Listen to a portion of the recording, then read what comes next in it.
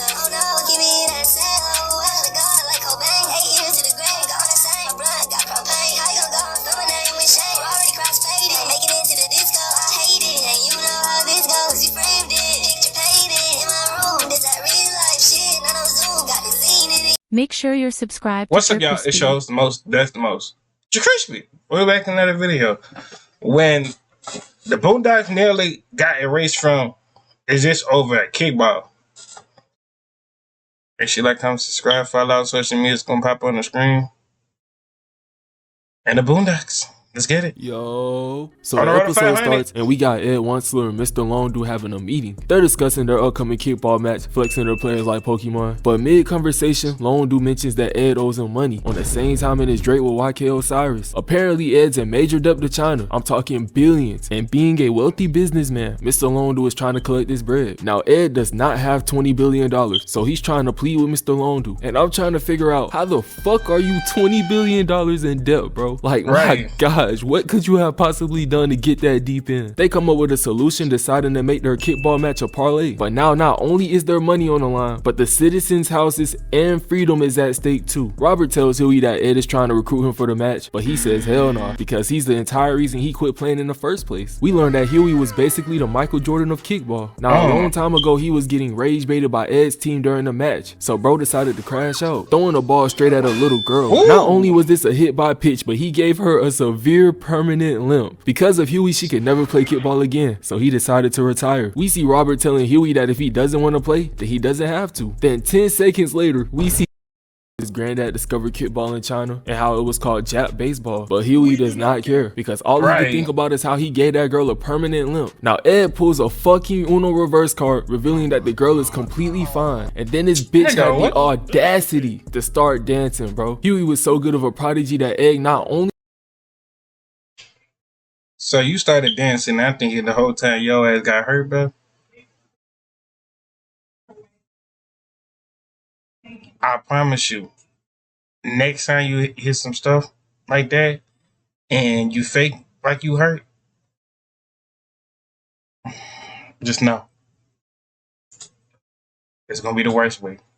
He rigged the game, but made up a fake story about the girl's limp so Huey would quit forever. Bro, what the fuck is your problem? That's crazy. You traumatized me so bad that not only I quit the sport I was good at, but I threw away my chance to become the GOAT. All because you had a fake story in a rigged match. This is like if LeBron quit after ending Jason Terry's career. We would have never gotten that 3-1 comeback. By the way, as a Thunder fan, I am so thankful for you and Kyrie, Bron. Nigga, fuck Klay Thompson. Ed is showing off his team, and I'm not gonna lie, they looking kinda comfy. But Huey, as he rightfully should, declines to play. And Ed tries blackmailing him with a Photoshop picture, but Huey still doesn't care and walks away. Shit, I would have did the same, as long as he ain't Photoshop me doing some Diddy shit. Huey meets Ming and she tries talking him into playing in the match. And we learn that she's been a prodigy since she was 3. She needs Huey to play because she wants some cum. So she kicks a fucking missile at him. And do not ask me how, because I do not know. But Huey parries the ball 1,000 feet into the air before sticking his leg out to catch and return the ball to Ming. This nigga just casually oral-formed us with kickball. I done seen it all. Huey agrees to play, but he says that he's only doing it for fun. Then Ed tells him that the INS repossessed all Dominican players on his team. Hey, thank God my nigga Brandon DTM wasn't there. They probably would have took him. Shout out to Brandon, man. Shout out to Brandon DTM, man. Hey,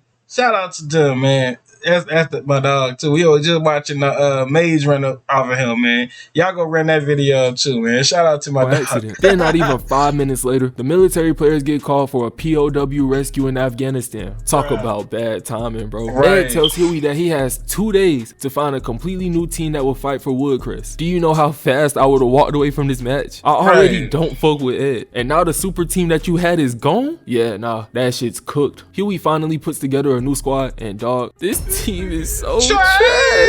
This is worse than the team Bron had against the Golden State Avengers. I was just about to mention that. This remind you of the time when LeBron had to carry the team all the way by himself to play the Warriors. The nigga still lost. 2018. My nigga Huey gonna have to drop 60 for them to even have a chance. After meeting this dumpster fire of a kickball team, sorry, I was thinking about my ain'ts. The team gets fresh new shoes from a Chinese workshop. Ed Wensler III, who is Ed Wensler's son, kicks the ball while practicing. Then we see that the ball gets caught and it just so happens to be the ops. They get mad disrespectful by kicking their ball into the woods and talking shit. Then the next day passes and it's finally game time. And we see that this game is a complete fucking mismatch, bro. A coffin baby to a hydrogen bomb. Tiller's about to get forfeited for not being American, so they hook him up with a snow bunny. Then Ed complains about China having too many adult players, but Lone Dude says that Dolo is only 12 years old. They even have a birth certificate and all. This is like when them grown niggas be on Cam Wilder's team hooping against teens, bro. Like, bro, do something. The match starts with Huey rolling out a steamer at me, but not only does she kicks it, but she manages to send it home. And that told me everything I needed to know about China's team.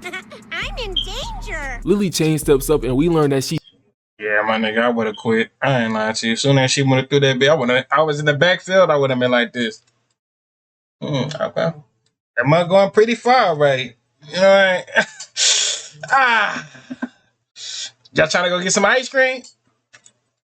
Listen, we straight dipping.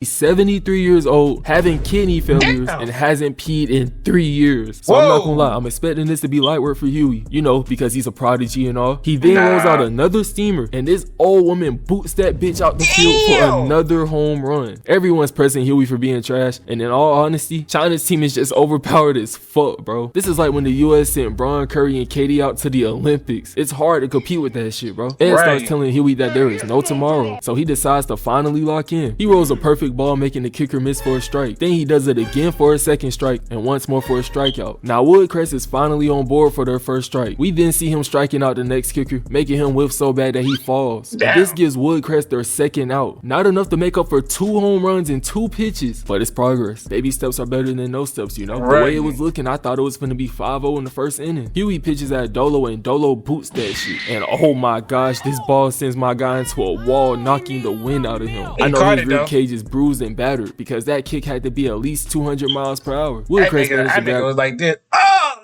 shit! Fuck! Goddamn! That's what I would have been like.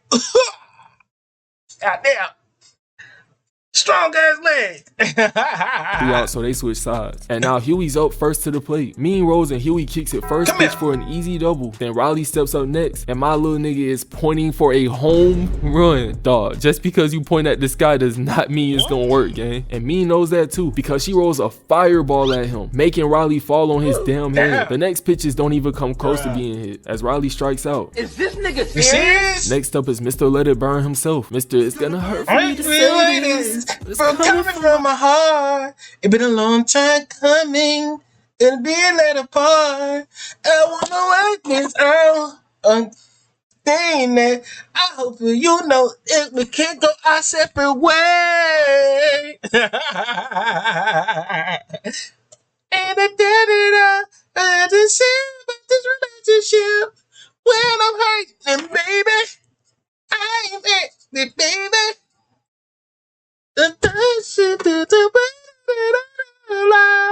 I think you should just let it burn. I'm a sexy ass name.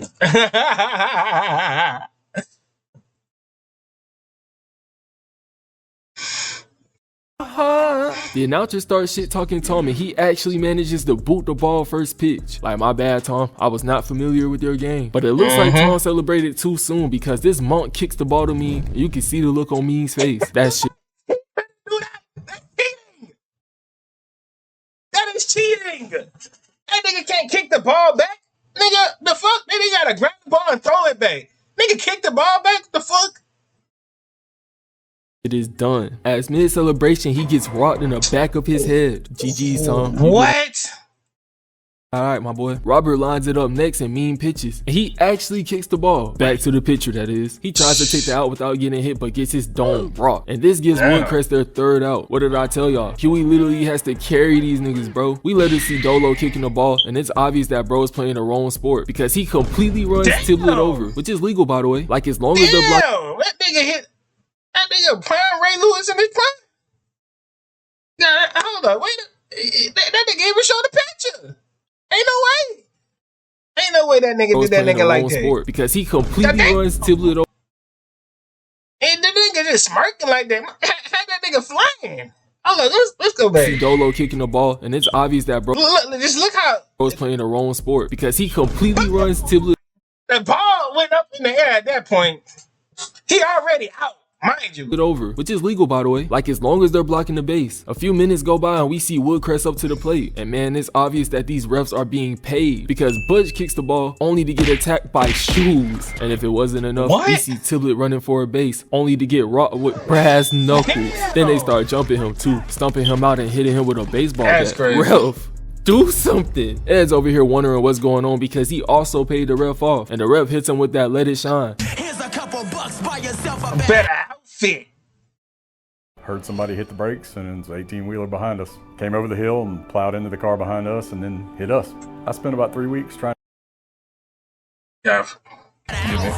We get an intermission and see that Woodcrest is being slaughtered. Huey's ready to quit, but Riley and the team ain't trying to go out like no hoe. Despite being beat down like this, they still trying to ball. Can't lie, I respect it. Ed tells Huey that as soon as he stops holding back, they can go home. So Huey locks in like Gohan did versus Cell. We get back to the match and Huey's up to the plate. Mean rolls and Huey wastes no time knocking the ball out the park. He even sent 2 additional players home and gave Woodcrest their first 3 points. Ladies and gentlemen, we now have a game. Woodcrest has finally showed up. This ref somehow gets kidnapped, so the game has to wait till a new one shows up. And while they're waiting, Mean starts telling Huey a sob story about her childhood. She tells him that if she loses this game, then she will be sent to a Chinese prison camp. And from the way it sounds, this place is terrible. So Huey, having a conscience, starts rethinking his entire life. We then see Ed telling Lone Dude that the ref somehow strangled himself, jumped off a bridge, and overdosed on amphetamines. And this dumbass actually agrees to continue the game after hearing this. Like, I would have looked at this grimy ass nigga and knew he was plotting. Then to make things even crazier, they call Uncle Ruckus to be the new ref, bro. The same nigga who thinks that he was an adopted. The most worst nigga I would ever hate to have at rep. A teacher, a fucking uncle, everything, bro. God damn. White baby. Yeah, this is a free dub for Woodcrest. Huey sells 3 easy base kicks because he starts feeling bad about Mean. Then Mean's teammate starts laughing and talking shit because it turns out that Mean scammed him. Out here moving like Snags was in that Aiden Ross tournament. That shit's grease. Huey heard them talking shit in Chinese and clowning him. And we know that Huey does not play that shit. Last time he got clowned in the kickball match, he tried to body a girl. He responds to them in Chinese saying that he does not like to be laughed at. And they are shocked because he can actually understand them. He then kicks the ball at the boy who's off base for a clutch out. Then he kicks the ball up in the air and sends it at the other girl for another out. Getting 2 outs in that manner is insane. Nah, Huey's like that, bro. Huey takes out 2 people and this match turns into an all-out war. We got ladies getting rocked and Tom getting tripped for a fucking elbow drop. You're not Shawn Michaels, bro. You have no reason to be hitting an elbow drop from the top rope, bro. What the fuck is going on? The Chinese starts getting pummeled, so Lone Dude tries to pay off Uncle Ruckus. But that money don't mean shit to Unc's crazy ass. Maybe if you offer him Sydney Sweeney and Taylor Swift. But money?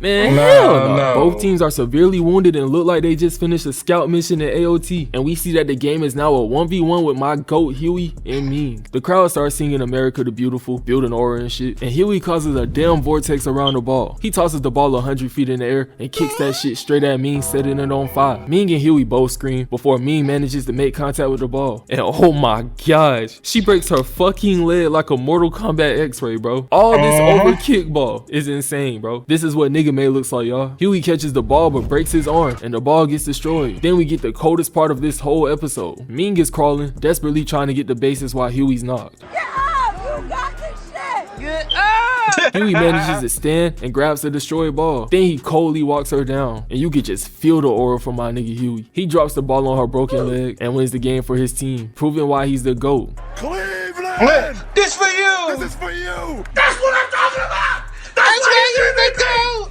That's why he's the GOAT! The GOAT! If y'all want more bangers, comment down below. If y'all want more videos like this, man, run this up, bro. See y'all when I see y'all. Love y'all to the bottom of my heart. And I'm out. We're on the road to 500.